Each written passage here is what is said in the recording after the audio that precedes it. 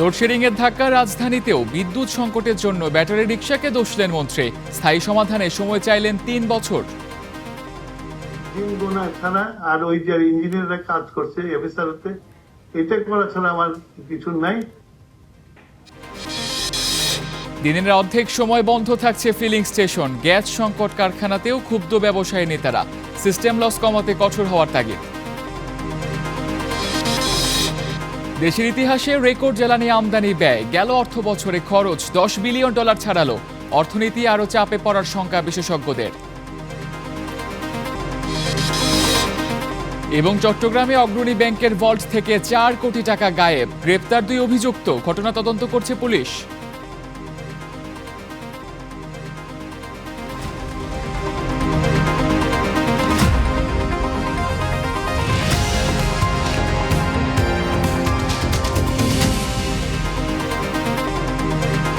স্বাগত, শুরু করছি স্টার বি স্টোরে। সঙ্গে আছি তামসিদ আহমেদ। শিরোনাম দেখছিলেন। এবারে বিস্তারিত খবর। গ্রাম বাংলার পর লোডশেডিংয়ের ধাক্কা লেগেছে রাজধানীতেও। মধ্যরাতে অনেক এলাকায় থাকছে না বিদ্যুৎ। মেগাসিটি ঢাকাতে এমন পরিস্থিতিতে নাকাল জনজীবন। এতে শিশু ও বয়স্করা পড়েছেন সবচেয়ে বেশি বিপাকে। হঠাৎ করেই মধ্যরাতে বিদ্যুৎ নেই। গ্রামের পর এবার বিদ্যুৎ বিভ্রাটে ঢাকা। কোথাও 1 ঘন্টা, কোথাও আবার 1.5 থেকে 2 ঘন্টা। আর এই দীর্ঘ সময় বিদ্যুৎ না থাকায় ভ্যাপসা গরমে বেশ অস্বস্তিতে পড়তে হয়েছে ঢাকার বিভিন্ন এলাকার বাসিন্দাদের। বাড়ি থেকে ব্যবসা প্রতিষ্ঠান সবখানেই ছিল ভোগান্তি। বাংলাদেশের অবস্থা খুবই খারাপ, তার মধ্যে আমাদের ব্যবসার অবস্থা অত্যন্ত খারাপ। অবশ্যই ক্ষতিগ্রস্ত, কারণ তাদের তো বেচা কিনে রাত্রে। ঢাকার মানুষ তো সবাই রাত্রে ফ্রি থাকে। মানুষটা বাজার করতে আসে, তারা আসে তো সন্ধ্যার পর, বিকালের পর ঘরের কাজকর্ম শেষ করে মার্কেটিং করতে বাইরে হয়। দোকানদারির সময়, ব্যবসার সময়টা এত সন্ধ্যার পরে। একদিকে ভুতুড়ে বিল, অন্যদিকে লোডশেডিং। ভুক্তভোগীরা বলছেন এ যেন শাখের করাত। বিদ্যুতের শক সব দিকেই। সামাজিক যোগাযোগ মাধ্যমেও দেখা দিয়েছে ক্ষোভের বহিঃপ্রকাশ। সবার উদ্বেগ, কতটা দীর্ঘ হবে লোডশেডিংয়ের ভোগান্তি। আসলে আমরা চরম ভোগান্তির মধ্যে আছি। এটার আসলে দ্রুত একটা সমাধান হলে আমাদের জন্য আসলে খুব ভালো হয়, এবং আমাদের বাচ্চাদেরও এটা একটা অস্বস্তির বিষয়। আসলে কারেন্ট না থাকলে রান্না করতে পারি না, তারপরে অনেক সময় ফ্যানে চার্জ থাকে না, গরম অস্বস্তি লাগে সবার। চলমান গ্যাস সংকটে বিদ্যুৎ উৎপাদন কমে যাওয়ায় সারা দেশে লোডশেডিং বেড়েছে। বুধবার সর্বোচ্চ লোডশেডিং ছিল 3,382 মেগাওয়াট। বিদ্যুৎ সাশ্রয়ে দেশের সব মার্কেট ও শপিং মল রাত 8টার মধ্যে বন্ধ রাখার নির্দেশ দিয়েছে বিদ্যুৎ বিভাগ। শাহানুর ইসলাম, স্টার নিউজ, ঢাকা। স্বল্প মেয়াদে বিদ্যুৎ জ্বালানি সংকটের সমাধান নেই, এমনটা বলে অসহায়ত্ব প্রকাশ করেছেন জ্বালানি মন্ত্রী ইকবাল হাসান মাহমুদ। গবেষণা প্রতিষ্ঠান সিপিডি আয়োজিত এক আলোচনায় অনলাইনে যুক্ত হয়ে তিনি দেশবাসীকে ধৈর্য ধরার আহ্বান জানান। এ সময় তিনি বলেন, এখন যেসব পরিকল্পনা নেওয়া হচ্ছে তাতে 2029 সাল নাগাদ জ্বালানি সংকটের সমাধানের আশা করছে সরকার। বর্তমান বিদ্যুৎ সংকটের জন্য অবৈধ ব্যাটারি রিকশাকেও দায়ী করেন মন্ত্রী। দেশ জুড়ে হঠাৎ বেড়েছে লোডশেডিং। পরিস্থিতি নিয়ন্ত্রণে বিভিন্ন উদ্যোগ নিচ্ছে সরকার। অন্যদিকে জনরোষের ভয়ে প্রশাসনের সহায়তা চেয়েছে পল্লী বিদ্যুৎ সমিতির অফিসগুলো। জ্বালানি সংকট উত্তরণ নিয়ে গবেষণা প্রতিষ্ঠান সিপিডি আয়োজিত আলোচনায় ভার্চুয়ালি যুক্ত হয়ে এই পরিস্থিতির জন্য দুঃখ প্রকাশ করে স্বল্প মেয়াদে কোনো সমাধানের পথ দেখাতে পারেননি বিদ্যুৎ ও জ্বালানি মন্ত্রী। আমি আপনাদের একজন, আমি আপ্রাণ চেষ্টা করছি যাতে এই যে সমস্যাটা আছে এই সমস্যাকে বেল আউট করতে পারি। তো আপনারা যদি আমাদের সাথে আমাদেরকে অ্যাটলিস্ট মোরাল সাপোর্টটা দেন, তাহলে আমাদের কাজ করাটা সহজ হয় আর কি। সংকটের পেছনে অবৈধ সংযোগের কথা তুলে ধরে গভীর রাতে ব্যাটারি রিকশা চার্জ দেয়াকে দায়ী করেন মন্ত্রী। এই যে ব্যাটারি রিকশা এসছে, এগুলো সব রাতে চার্জে বসিয়ে দেয়, এবং মোস্টলি যারা যে চার্জ করে এগুলো মোস্টলি ইলিগাল কানেকশন। আমরা এই ইলিগাল কানেকশন গুলো করার চেষ্টা করছি। এ সময় মন্ত্রী বলেন, বেসরকারি খাতকে তেল আমদানির সুযোগ নিয়ে অতিরিক্ত সমালোচনা হচ্ছে। হঠাৎ করে দেখলাম যে আমি আপনার বসুন্ধরাকে পুরা তেলের ব্যবসা দিয়ে দিচ্ছি। তো এই যে আপনার আমাদের প্রচার, এই প্রচারটাও তো আমার মনে হয় যে আপনাদেরও কিছু বলা উচিত। মহেশখালীর টার্মিনাল পুরোপুরি চালু হওয়ার সময় জানাতে না পারলেও মন্ত্রী জানান সংকট সমাধানে আরও 3টি টার্মিনাল করা হবে। মাজহার মাহবুব, স্টার নিউজ, ঢাকা। ঢাকার বেশিরভাগ ফিলিং স্টেশনে প্রতিদিন 12 থেকে 18 ঘন্টা পর্যন্ত গ্যাস সরবরাহ বন্ধ থাকছে। আর 4-5 ঘন্টা লাইনে দাঁড়িয়েও যানবাহনগুলো গ্যাস পাচ্ছে খুবই সামান্য। সবচেয়ে বেশি বিপাকে পড়ছেন সিএনজি অটোরিকশার চালকরা। আয় কমে যাওয়ায় সংসার চালাতেই হিমশিম খাচ্ছেন তারা। গ্যাসের সংকট সমাধানে সরকারকে দ্রুত পদক্ষেপ নেওয়ার দাবি যানবাহন চালকদের। বৃহস্পতিবার সকালে মাত্র 200 টাকা আয়ের পর সিএনজি নিয়ে আবারও লাইনে দাঁড়াতে হয়েছে গ্যাসের জন্য। দুপুর গড়ালেও মেলেনি কাঙ্ক্ষিত গ্যাস, তাই সংসারের খরচ চালানো নিয়ে দুশ্চিন্তায় সিএনজি চালক। সকাল 7টা বাজে দাঁড়াইছি, এখন বাজে 2টা। এখন মনে করেন যে এখনো গ্যাস পাই নাই, তাই আমরা 200 টাকা ভাড়া মেরে আসছি। মালিকের জমা হইলো 1130 টাকা, উনি 1 টাকাও কম নিবেন না। রাজধানীর বেশিরভাগ ফিলিং স্টেশনেই যানবাহনের দীর্ঘ সারি। প্রতিদিন 12 থেকে 18 ঘন্টা পর্যন্ত গ্যাস সরবরাহ বন্ধ থাকছে অধিকাংশ পাম্পে। এতে প্রাইভেট কার সহ গ্যাস চালিত সব ধরনের যানবাহন চালকরা এখন চরম ভোগান্তিতে। ঘন্টার পর ঘন্টা লাইনে দাঁড়িয়ে থেকেও গ্যাস মিলছে সামান্য। পরিপূর্ণভাবে যেভাবে গ্যাস পাওয়ার কথা সেটা আমরা পাই না, যেই কারণে আমাদের এইভাবে বসে থাকতে হয়। কিছু জায়গায় গ্যাস পাওয়া যাইতেছিল, আবার এখন অনেক জায়গায় গ্যাস বন্ধ হয়ে গেছে। এখন যদি সরকার কোনো পদক্ষেপ না নেয়, তাইলে তো এই যে যারা আপনার গাড়িগুলা চালায় গ্যাসের মাধ্যমে, সব গাড়ি বন্ধ হয়ে যাইব। ঢাকার বিভিন্ন ফিলিং স্টেশন ম্যানেজাররা জানান লাইনে গ্যাসের চাপ একদমই কম, তাই লম্বা লাইন থাকার পরেও সবসময় গ্যাস দেওয়া সম্ভব হচ্ছে না। বড় বড় গাড়িতে যেন গ্যাস যাবো 2000 টাকা, এনে গ্যাস দাম হলো 400 টাকা, 350 টাকা, 500 টাকা হাইস্ট। গ্যাসের সংকট সমাধানে সরকারকে দ্রুত পদক্ষেপ নেওয়ার দাবি যানবাহন চালকদের। আতাউর নিয়ন, স্টার নিউজ, ঢাকা। গ্যাস পাচ্ছেন না অথচ ঠিকই বিল দিতে হচ্ছে, থমকে যাচ্ছে কলকারখানার উৎপাদন। এমন পরিস্থিতিতে ক্ষোভ প্রকাশ করেছেন ব্যবসায়ীরা। জানালেন এখনই সরকার উদ্যোগ না নিলে পরিস্থিতি হবে ভয়াবহ। দ্রুত সংকট উত্তরণে গ্যাস বিদ্যুতের সিস্টেম লস কমানোর উপর গুরুত্ব দিয়েছেন বিশেষজ্ঞরা। জ্বালানি খাত নিয়ে গবেষণা প্রতিষ্ঠান সিপিডি আয়োজিত আলোচনায় এসব কথা উঠে আসে। 20 দিনের বেশি সময় ধরেও মেরামত হয়নি মহেশখালীর এলএনজি টার্মিনালের। তীব্র হয়েছে গ্যাস সংকট। এর প্রভাবে বিদ্যুৎ উৎপাদন ব্যাহত হওয়ায় থমকে যাচ্ছে শিল্প কারখানার চাকা। সিপিডির আলোচনায় এমন পরিস্থিতির জন্য ক্ষোভ প্রকাশ করেন ব্যবসায়ী নেতারা। বলেন দ্রুত সমাধানের উদ্যোগ না নিলে পরিস্থিতি আরো খারাপের দিকে যাবে। গ্যাসের প্রেসার নাই, অথচ আমাকে কিন্তু পেমেন্ট করতে হচ্ছে। বাতাসে আমি পেমেন্ট করছি। এটা কিন্তু অ্যাড্রেস করা উচিত। আমি যদি আবার বিল না দিতে পারি, তাহলে আমার লাইন কেটে দেওয়া হচ্ছে।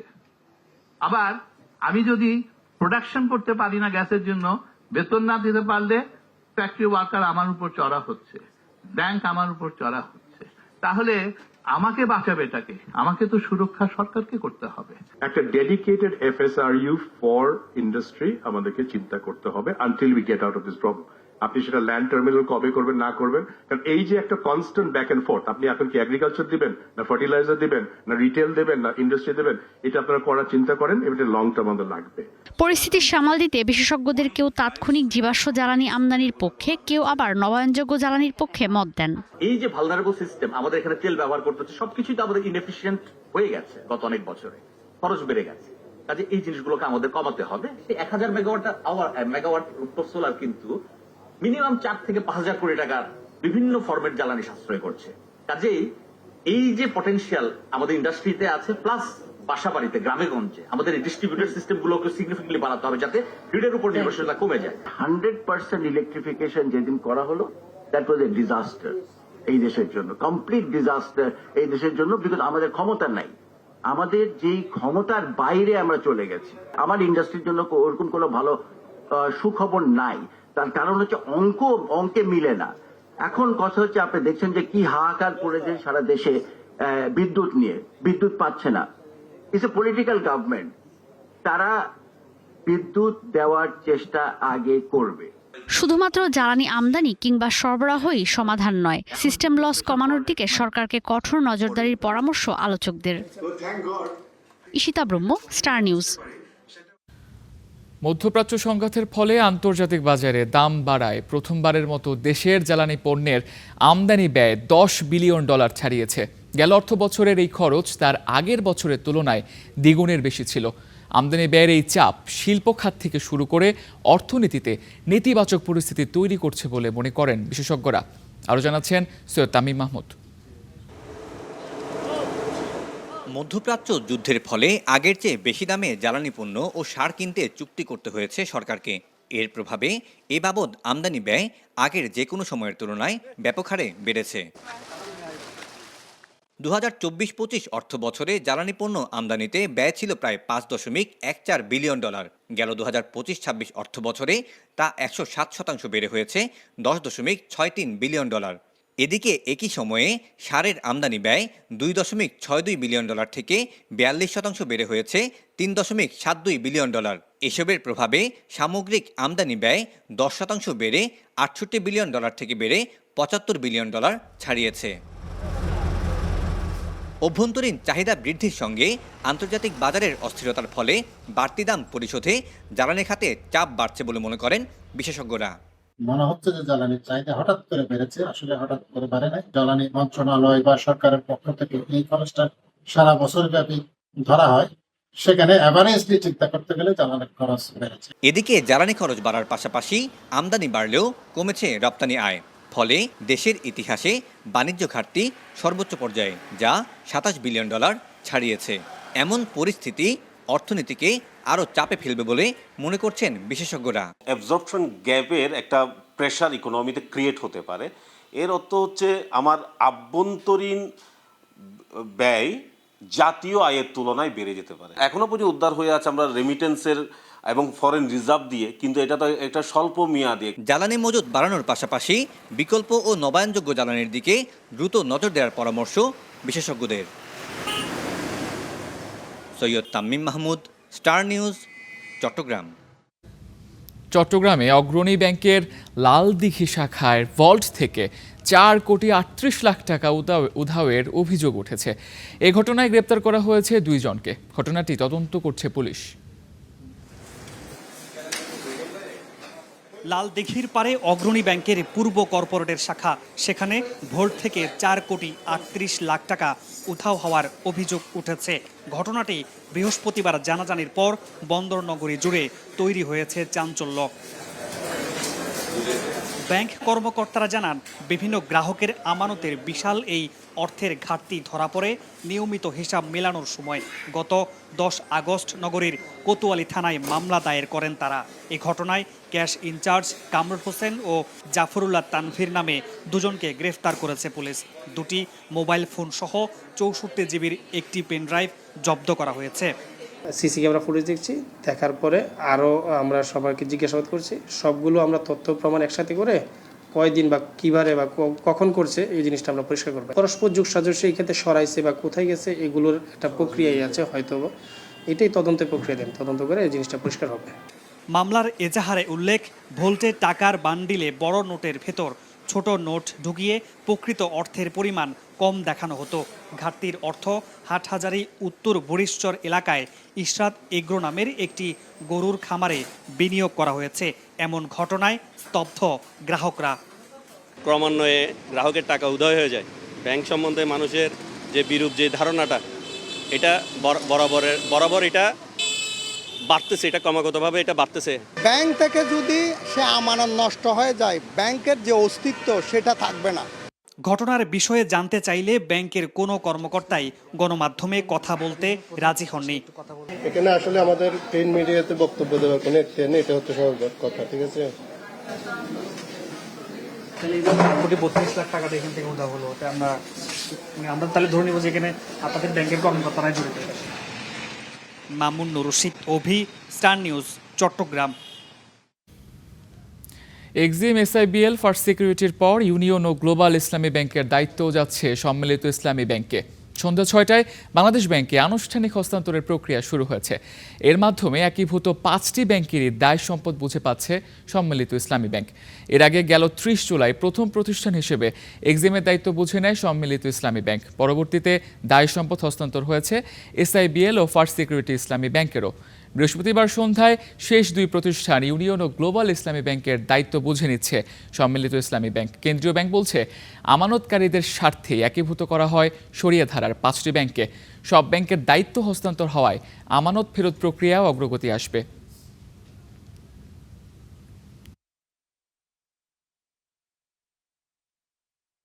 মানুষ যখন তার প্রয়োজন মতো টাকা ফেরত পাবে বা উত্তোলনের সুযোগ পাবে, ততই কিন্তু এই ব্যাংকের প্রতি মানুষের আস্থা সৃষ্টি হবে। লুটেরা গোষ্ঠীর প্রভাবে ইসলামী ব্যাংকের পরিচালনা পর্ষদ দিতে গড়িমসি করছে বাংলাদেশ ব্যাংক। এমন অভিযোগ সচেতন গ্রাহক ফোরামের। বিকেলে ইসলামী ব্যাংকের ভারপ্রাপ্ত ব্যবস্থাপনা পরিচালকের সঙ্গে সাক্ষাৎ শেষে সাংবাদিকদের এসব কথা জানায় সংগঠনটি।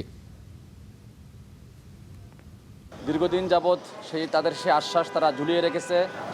ইসলামী ব্যাংক পিএলসিতে তারা পর্ষদ দিচ্ছে না।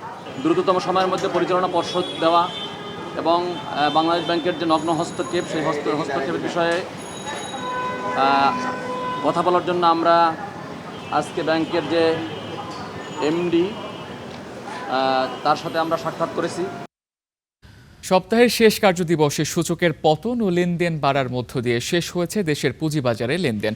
ঢাকা স্টক এক্সচেঞ্জের প্রধান সূচক ডিএসইএক্স 13.36 পয়েন্ট কমে নেমে এসেছে 5,883 পয়েন্টে। দিন শেষে লেনদেন দাঁড়িয়েছে 956 কোটি 26 লাখ টাকা। শেয়ারের দরপতন হয়েছে 182টি প্রতিষ্ঠানের, বিপরীতে বেড়েছে 135টির এবং অপরিবর্তিত ছিল 70টির। আগের দিনের তুলনায় লেনদেনের পরিমাণ কমলেও বাজারে বিক্রির চাপ ছিল বেশি।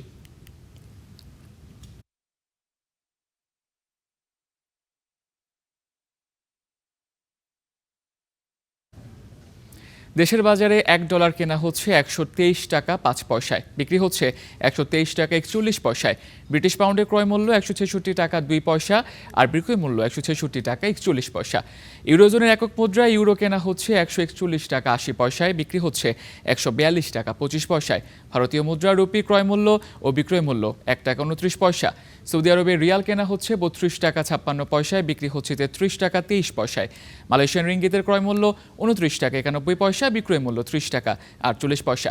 এছাড়াও সংযুক্ত আরব আমিরাতে দিরহাম কেনা হচ্ছে 33 টাকা 29 পয়সায় আর বিক্রি হচ্ছে 33 টাকা 90 পয়সায়।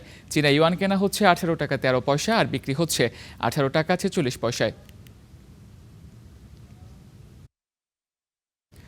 দেশের বাজারে বেড়েছে স্বর্ণের দাম। ভরিতে 1,633 টাকা বাড়িয়ে 22 ক্যারেটের স্বর্ণের দাম নির্ধারণ করা হয়েছে 2,36,779 টাকা। বৃহস্পতিবার সকাল থেকে নতুন দাম কার্যকর করেছে বাংলাদেশ জুয়েলার্স অ্যাসোসিয়েশন বাজুস। নতুন দাম অনুযায়ী 21 ক্যারেটের প্রতি ভরি স্বর্ণের দাম নির্ধারণ করা হয়েছে 2,26,164 টাকা। এছাড়া 18 ক্যারেটের প্রতি ভরি স্বর্ণের দাম 1,94,205 টাকা এবং সনাতন পদ্ধতির প্রতি ভরি স্বর্ণ বিক্রি হচ্ছে 1,58,630 টাকায়। আর আন্তর্জাতিক বাজারে 1 আউন্স স্বর্ণ বিক্রি হচ্ছে $4,411। বাজারে আরেক দফা বেড়েছে ডিমের দাম। ডজন বিক্রি হচ্ছে 150 থেকে 160 টাকায়। মাছ মাংসের যখন বাড়তি, তখন নতুন করে আবার ডিমের দাম বৃদ্ধিতে অসন্তোষ ক্রেতাদের। সরবরাহ সংকট আর পরিবহন খরচ বৃদ্ধিকে কারণ বলছেন বিক্রেতারা। কম আয়ের মানুষের খাবারের টেবিলে সহজে আমিষের চাহিদা পূরণে ভূমিকা রাখা ডিমের দামটাও এখন বাড়ছে। ঢাকার বাজারে 1 ডজন ফার্মের মুরগির ডিম বিক্রি হচ্ছে 150 থেকে 160 টাকায়। বেড়েছে হাঁসের ডিমের দামও, ডজন পার করেছে 200 টাকার ঘর। অন্যদিকে কোয়েল থেকে শুরু করে অন্যান্য ডিমের দামও গত 2 সপ্তাহে বেড়েছে ডজনে 10 থেকে 15 টাকা।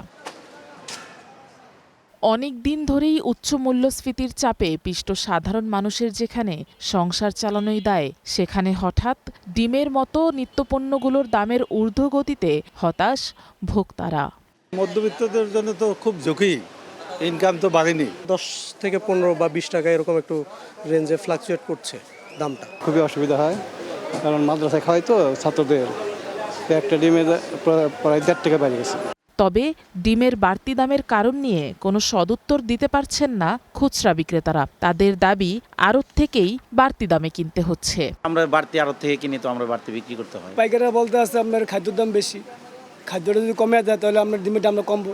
ফার্মের মুরগির বাদামি ডিমের ডজন প্রতি পাইকারি দাম 126 থেকে 127 টাকা, আর হাঁসের ডিম 182 থেকে 186 টাকা। এছাড়া কোয়েলের ডিমের ডজন এখন 35 টাকায় বিক্রি হচ্ছে ঢাকার তেজগাঁওয়ের ডিমের আড়তগুলোতে। যদিও পাইকারি বাজারে 100 পিস দরে ডিম বিক্রি হয়, সেই হিসেবে খুচরা বাজারে ডিমের দামের পার্থক্যটা অনেক। পাইকারির তুলনায় খুচরায় প্রতি ডজন ডিমের দাম অন্তত 20% বেশি। লাল ডিমটা আমরা বিক্রি করতেছি 1060 টাকা আজকের বাজার মতো। দৈনিকের বাজার, এখানে দৈনিক বাজার হয়, বাজার মোতাবেকই আমরা এখানে অনুসারে বিক্রি করি। অতিরিক্ত এই দাম নিয়ন্ত্রণে বাজার নজরদারি বাড়ানোর দাবি ভোক্তাদের। Afroza Lamia, Star News, Dhaka. এ ছিল স্টার বিজ টুডেতে। এতক্ষণ সঙ্গে থাকার জন্য ধন্যবাদ।